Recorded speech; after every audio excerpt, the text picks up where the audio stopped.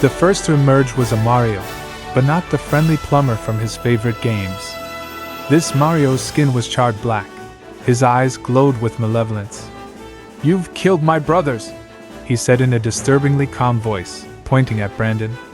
Brandon's heart pounded in his chest as the room grew darker, and more figures began to step out of the shadows. They were all characters he knew from various games, but they were warped and terrifying, with burn marks and melted flesh. Some were headless, yet they moved with a chilling grace. Mario took a step forward, the floorboards creaking under his heavy boots. "You won't leave here alive," he declared, as the arena of nightmares grew closer. The battle was about to begin, and Brandon had no idea how he'd gotten here or what he'd done to deserve this.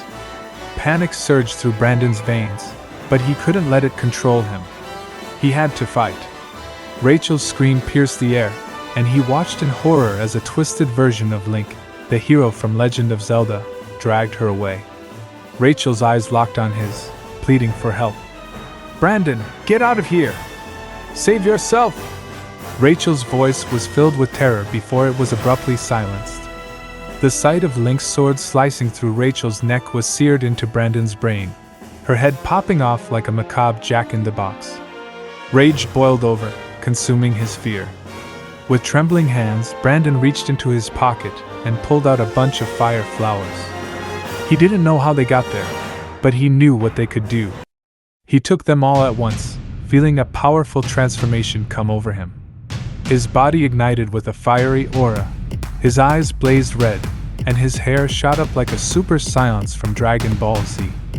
The arena was now in chaos, as the grotesque characters charged at him. But Brandon was ready. He shot fireballs with lightning speed, each one connecting with a satisfying sizzle as the monsters fell. The fight was on, and he was not holding back.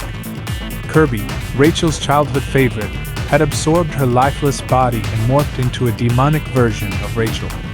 The sight was too much to bear, but Brandon's rage fueled his strength. He flew through the air, his fire-powered punches and kicks leaving trails of destruction. One by one, the twisted characters fell, until only Mario remained. The final battle was intense, a clash of fire and steel. The two of them were evenly matched, but Brandon had something to fight for: Rachel. With a roar, he unleashed a fiery Kamehameha wave, the heat so intense it could melt metal. Mario tried to dodge, but it was too late. The blast hit him dead on, incinerating him in an instant. The arena went quiet, the only sound the crackling of flaming embers. Brandon stumbled back to his bedroom, exhausted and traumatized. He had won, but at what cost? Rachel was gone, and he wasn't sure if he could ever escape the horrors of that night. The room looked the same as always, posters of his favorite games peeling from the walls, the TV still playing the game he'd left on. But the smell of smoke clung to everything, a grim reminder of what had just happened. He stumbled over to Rachel's lifeless body, tears streaming down his face. The once cheerful and loving characters from their games were now nothing but a nightmare.